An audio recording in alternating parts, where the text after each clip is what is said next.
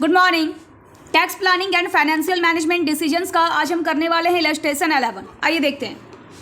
From the following information compute total income. आपको total income निकालना है। 1000 shares purchased on 15/6/2021 for rupees 3 lakh. 3 lakh का share खरीदा गया। कितना शेयर है? 1000 शेयर है। ठीक है, 3 लाख रुपए में खरीदा। रिकॉर्ड डेट जो है वो है आपका 10 अगस्त 2021। Dividend received on shares rupees 50,000। ठीक, 1000 शेयर सोल्ड, ये वाला जो 1000 शेयर था उसको बेच भी दिया on 14 October 2021 for rupees 2,40,000। Okay, other capital gains rupees 1 lakh. देखिए यहाँ पे क्या है ना, शेयर आपने खरीदा, शेयर आपने बेच दिया, बीच में आपको डिविडेंड मिला। ऐसे वाले केस में आपका लगता है सेक्शन 94(7). देखते हैं सेक्शन 94(7) क्या बोलता है। देखिए यहाँ पर एक पेज पीछे पलटिएगा ना आप अपने बुक में, आपको मिल जाएगा no deduction of certain loss. ठीक है, 2 केस दिया हुआ है, एक सिक्योरिटीज का दिया हुआ है और एक यूनिट्स का दिया हुआ है। जो आप म्यूचुअल फंड लेते हैं उसमें आप क्या बोलते हैं? यूनिट्स बोलते हैं। और शेयर्स की बात करें तो सिक्योरिटीज है यहाँ पे।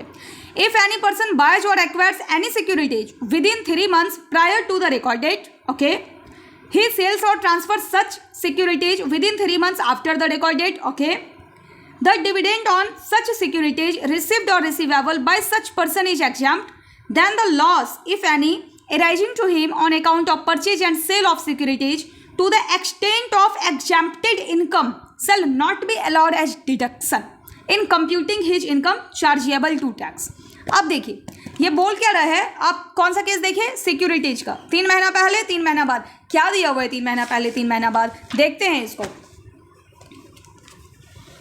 आपका यहाँ पे देखिएगा रिकॉर्ड डेट क्या है दिया हुआ? 10 अगस्त 2021। आप यहाँ पर लिखिए जो आपका रिकॉर्ड डेट है ना, रिकॉर्ड डेट क्या है दिया हुआ? 10 अगस्त 2021। इसके 3 महीने पहले आइए, क्या हो जाएगा? 10 मई 2021। ठीक है क्या? 10 मई से मई, जून, जुलाई, अगस्त। ठीक, अगर इस टाइम पीरियड में आप क्या कर रहे हैं, क्या दिया हुआ था आपका? रिकॉर्ड डेट से 3 महीना पहले बाय करते हैं या फिर एक्वायर करते हैं एनी सिक्योरिटीज। यहाँ पे आप बाय कर रहे हैं क्या चीज़? सिक्योरिटीज को। और ये रिकॉर्ड डेट के 3 महीने बाद आइए, क्या हो जाएगा? अगस्त के बाद सितंबर, अक्टूबर, नवंबर, 10 नवंबर 2021। यहाँ पर आप क्या करते हैं? विद इन 3 months सेल करते हैं या फिर ट्रांसफ़र करते हैं? सेल कर रहे हैं, ट्रांसफ़र कर रहे हैं। क्या चीज़? सिक्योरिटीज। ठीक है, अब देखिए, अब समझिएगा आप, जो भी आपका रिकॉर्ड डेट दिया हुआ है, अगर इसके 3 महीने प्रायर, 3 महीने पहले, इस दौरान, इस डेट से लेके इस डेट के बीच अगर आप किसी भी सिक्योरिटीज को खरीदते हैं या फिर इस दौरान, इस डेट से लेके इस डेट के बीच, इस दौरान अगर आप सिक्योरिटीज को क्या करते हैं? सेल करते हैं या फिर ट्रांसफ़र करते हैं, तो इस बीच में आपको जितना भी डिविडेंड मिल रहा है ना, इससे आप अपने कैपिटल लॉस को सेट ऑफ नहीं कर सकते। ठीक है, ये जो है आपका एग्जैम्प्ट रहेगा। यही बातें यहाँ पर लिखी हुई है। ठीक है, और यही सेम बातें यहाँ है लिखी हुई यूनिट्स के केस में। यूनिट्स के केस में बस चेंज इतना हो जाता है आपका, ये हो जाएगा 3 months। ठीक है, ये जो है आपका हो जाता है 3 months यूनिट्स के केस की अगर हम बात करें। और सिक्योरिटीज में ये भी 3 महीना था ना, बस यूनिट्स में ये हो जाता है आपका 9 months, और कोई चेंज नहीं है। इस दौरान जो भी आपकी कमाई होगी, जो भी डिविडेंड का इनकम होता है, जो भी इनकम होता है, यहाँ लिखा हुआ है the dividend on such securities received or receivable by such person is एग्जैम्प्ट।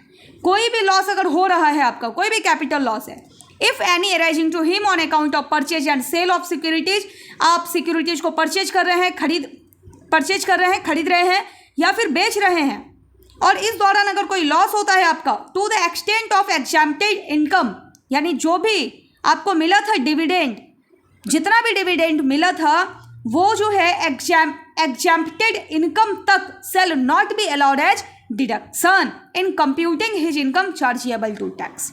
और सेम केस आपका यहाँ है, बस 3 महीना पहले खरीद रहे हैं, और ये जो इसमें 3 month लिखा हुआ था, यूनिट वाले केस में क्या है? 9 months आफ्टर रिकॉर्ड डेट।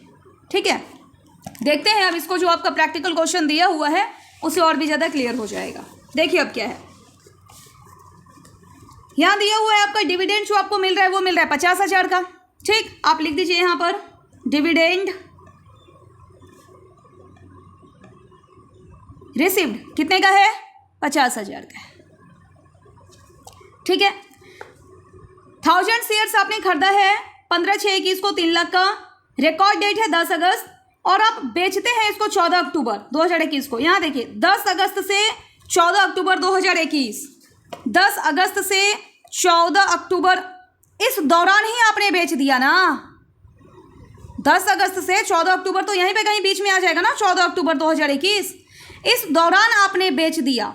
ठीक है, ये 3 महीने के अंदर। आप कहेंगे 9 महीना लिखा हुआ, भाई वो यूनिट के केस का लिखा हुआ है, यहाँ पे सिक्योरिटीज की बात हो रही है, शेयर्स की बात हो रही है। ठीक है, 3 महीने के अंदर ही आपने बेच दिया तो आपका जो है कौन सा लॉस हो जाएगा यहाँ पे? शॉर्ट टर्म कैपिटल लॉस, क्योंकि 3 लाख में आपने खरीदा और 2,40,000 में क्या कर रहे हो? बेच रहे हो। तो डिफरेंस कितने का आ रहा है आपका? 60,000 का। 60,000 जो है ये हो जाएगा आपका क्या चीज़? Short term capital loss. ठीक है, लिखेंगे हम यहाँ पर।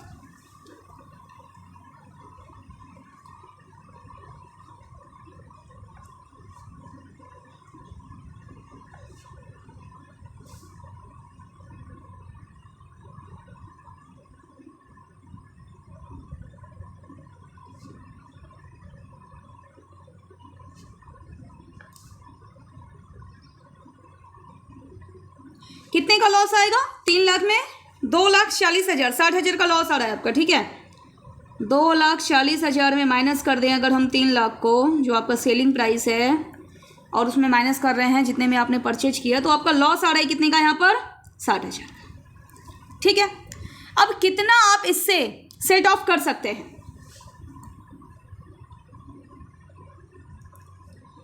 एग्जैम्प्टेड इनकम जो आपका रहेगा, क्या था? Up to extent of exempted income, जो भी आपको डिविडेंड मिल रहा है।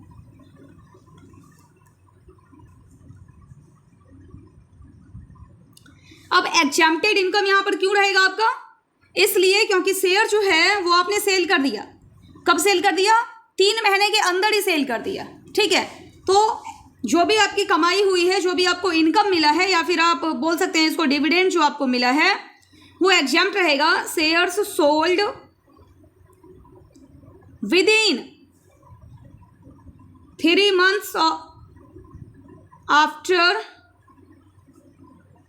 Record date. ठीक है, ये क्या था आपका? Exempted income up to dividend received. कितना डिविडेंड आपको मिला है? 50,000 का मिला है। ठीक है, अब यहाँ पे देखिएगा 50,000 का डिविडेंड मिला है और जो आपका लॉस है वो 60,000 है। तो ये 50,000 जो है ये आपका एग्जैम्प्ट हो गया। बच कितना गया आप? 10,000। 10,000 का लॉस आ रहा है। 10,000 आप यहाँ पर लिख देंगे। ये 10,000 जो है ना ये आपका माइनस में आ रहा है, लॉस आ रहा है। ठीक है, और भी कुछ दिया हुआ है, ये कहानी हो गई, ये हो गया। 50,000 आपने लिख दिया है यहाँ पे, 240 में सेल किया, लॉस आ गया, वो भी लिख दिया। अदर कैपिटल गेन आपका दिया हुआ है ₹1,00,000, आप यहाँ पे लिख देंगे other capital gain ₹1,00,000। Other capital gain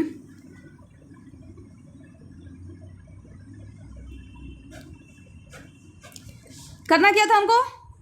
compute total income. तो टोटल इनकम जो है वो कितने का आ जाएगा? 1,50,000, 10,000 उसमें माइनस हो गया, कितना आ गया आपका टोटल? 1,40,000। बस इसी के साथ जो है आपका इलस्ट्रेशन 11 कंप्लीट होता है। आपने यहाँ ऊपर में लिख दीजिएगा computation of total income, computation of total income for the assessment year. क्या लिखेंगे असेसमेंट ईयर? देखिए 2021 की बात है ना, तो असेसमेंट ईयर क्या हो जाएगा आपका? 1 अप्रैल 2022 से लेके 31 मार्च 2023, यानी 2022-23 हो जाएगा। 2022-23। ठीक है, हो गया। जो आपका आंसर है वो टोटल इनकम कितने का आ गया? 1,40,000 का आ गया। Okay, thank you.